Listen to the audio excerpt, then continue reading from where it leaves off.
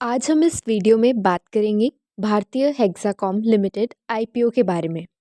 अगर आप इस चैनल पर नए हैं तो प्लीज़ वीडियो को शेयर और लाइक कर लीजिए और चैनल को सब्सक्राइब कर लीजिए।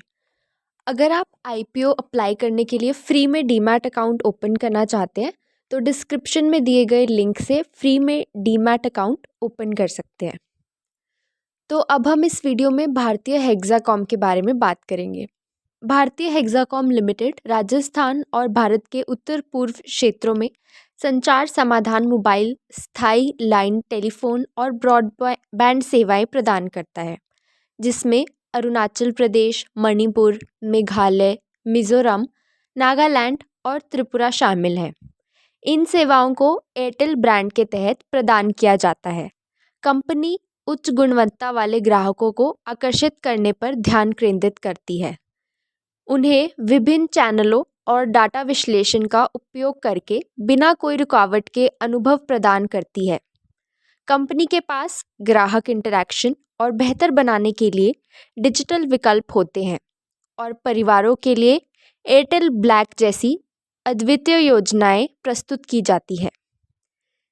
इस दृष्टिकोण ने कंपनी को पिछले 3 वर्षों में राजस्व में अपना बाजार शेयर बढ़ाने में मदद की है। कंपनी लाभकारिता में सुधार करने के लिए लागत प्रभावकारिता और पूंजी उपयोग पर ध्यान केंद्रित करती है। ये संशोधन प्रौद्योगिकी अग्रसरता और विवेकपूर्ण स्पेक्ट्रम निवेश में नेटवर्क विस्तार, प्रौद्योगिकी उन्नति और निर्णायक बंधुआ निवेश के लिए निरंतर निवेश करती है। 31 दिसंबर 2023 को इसने भविष्य के लिए अपने डिजिटल बुनियादी बनाने में 206 अरब रुपए निवेश किया था। ये अपने प्रमोटर एयरटेल के साथ अपने संबंध से व्यापक डिजिटल बुनियाद, डिजिटल अनुभव और अपने ग्राहकों को प्रदान किए जाने वाले डिजिटल सेवाओं के माध्यम से महत्वपूर्ण लाभ हासिल करती है।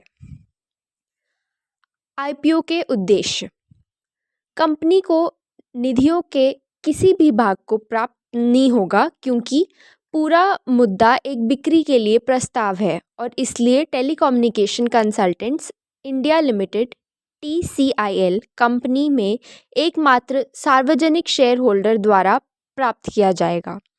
भारतीय हेक्साकॉम ने अपने क्षेत्र में नेतृत्व स्थापित किया है और अपने ग्राहकों का एक बड़ा बेस बनाया है, जिसमें भारत के राजस्थान और उत्तर पूर्व संचार मंडल शामिल है।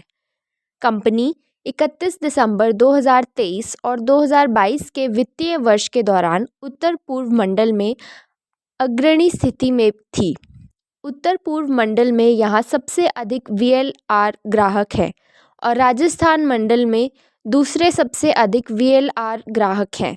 राजस्थान के क्षेत्रीय असंतुलन को हल करने और ग्रामीण क्षेत्रों में विकास का समर्थन करने पर ध्यान केंद्रित करना राज्य के ग्रामीण क्षेत्रों में टेलीकॉम सेवाओं की मांग बढ़ाएगा, जिससे ग्राहकों की वृद्धि होगी। उत्तर पूर्व क्षेत्र को सरकार द्वारा इंफ्रास्ट्रक्चर सुधार के लिए विशेष ध्यान मिल रहा है। दोनों क्षेत्रों में नेटवर्क इंफ्रास्ट्रक्चर में निवेश करके ग्रामीण क्षेत्रों में टेली डेंसिटी और स्मार्टफोन के उपयोग में सुधार की उम्मीद है। कंपनी एयरटेल कंपनी और उसके संबंधों जैसे इंडस टावर की बुनियाद से अपने संबंध से महत्वपूर्ण सिनर्जी प्राप्त करती है। ये भारतीय हेक्साकॉम को विक्रेताओं से बेहतर शर्तें प्राप्त करने और वित्त, कानूनी, खरीदारी और मानव संसाधन जैसे कुछ महत्वपूर्ण कार्यों को केंद्रित और साझा करके ऑपरेशनल दक्षता प्राप्त करने में मदद करता है। जोखिम में से एक है भारतीय हेक्साकॉम अपनी आय को राजस्थान और उत्तर पूर्व मंडल में मोबाइल टेलीफोन सेवाएं प्रदान करके प्राप्त करता है। इन क्षेत्रों में किसी अनुकूल विकास से इसके व्यवसाय परिणाम और वित्तीय स्थिति पर नकारात्मक प्रभाव पड़ सकता है। दूसरा, कंपनी के अलावा प्रमोटर के साथ संबंधित कानूनी प्रक्रियाओं में लंबित कानूनी कार्रवाइयाँ हैं। इन किसी भी प्रक्रियाओं में किसी भी नकारात्मक परिणाम से प्रतिष्ठा, व्यवसाय, वित्तीय स्थिति और परिणाम पर नकारात्मक प्रभाव पड़ सकता है। तीसरा, भारत में टेलीकॉम मूल्यों या टैरिफ को TRAI द्वारा नियंत्रित किया जाता है, जो विभिन्न टेलीकॉम सेवाओं के लिए शीर्षक निर्धारित करता है। भारत में टेलीकॉम में पिछले वर्षों में कमी हुई है और हाल के वर्षों में ये बढ़ गए हैं, लेकिन भविष्य में प्रतिस्पर्धा में वृद्धि के कारण या नियामकीय परिवर्तनों या हस्तक्षेप के कारण ये फिर से कम हो सकते हैं।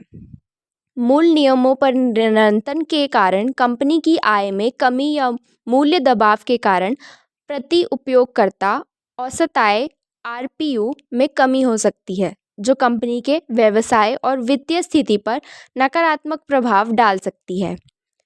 चौथा, प्रमोटर एयरटेल और उसके संबंधों के साथ संबंध में किसी भी परिवर्तन से कंपनी की प्रतिष्ठा, व्यवसाय, ऑपरेशन और वित्तीय स्थिति पर नकारात्मक प्रभाव पड़ सकता है। निष्कर्ष, कंपनी को 31 मार्च 2023 को अर्निंग्स प्रतिभाग EPS और उच्चतम मूल्य सीमा के आधार पर 52x के गुणंत में मूल्यांकित किया जा रहा है। माता कंपनी भारतीय एयरटेल का PE अनुपात 53x है। टेलीकॉम उद्योग के औसत PE अनुपात का आधार आद्यंत्रिक 40x है। इसीलिए भारतीय हेक्साकॉम लिमिटेड वर्तमान में पूरी तरह से मूर्त है। कंपनी को किसी भी प्रस्ताव के लाभ मिलने की संभावना नहीं है, क्योंकि यह पूरी तरह से एक बिक्री के लिए प्रस्ताव है। वर्तमान बाजारी स्थितियां बाजार में मौजूद उच्च